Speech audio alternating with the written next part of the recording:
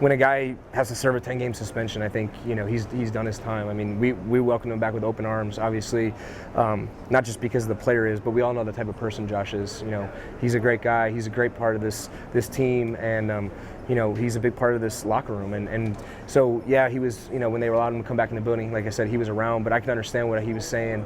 You know, when you're in the building, but you're not doing everything that the team's doing, you can't go out to practice, you kind of just feel like, you know, you're helpless, you know. So I know that's how I felt.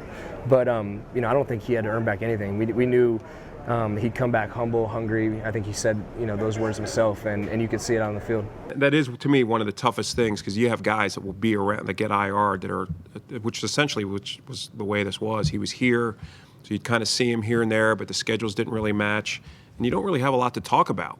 So I could just see from a human nature standpoint, maybe feeling that way. I doubt, knowing that the quality of the people in this building, I doubt that there would be any overt maliciousness or just, you know, basically what's being described. So I know Josh is well liked by his teammates, certainly well liked by the coaching staff, and he's come a long way. I mean, he's very open, he's very engaging. Thought he was great on the sideline during the game, and I just feel like he's so much more energized now that he's back in it.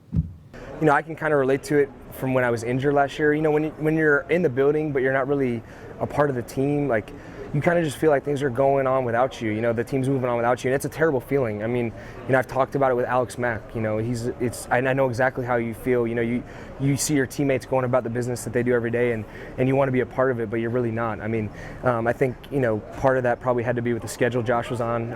Obviously, he was in some of the meetings and stuff, but I know that he had some things that he was doing upstairs and things like that. But you know, I think I can understand what he's saying when he says that, but I think you know, we're obviously glad to have him back, and he's definitely a big part of this team. There's no doubt about that. Physical front four. You guys better equipped.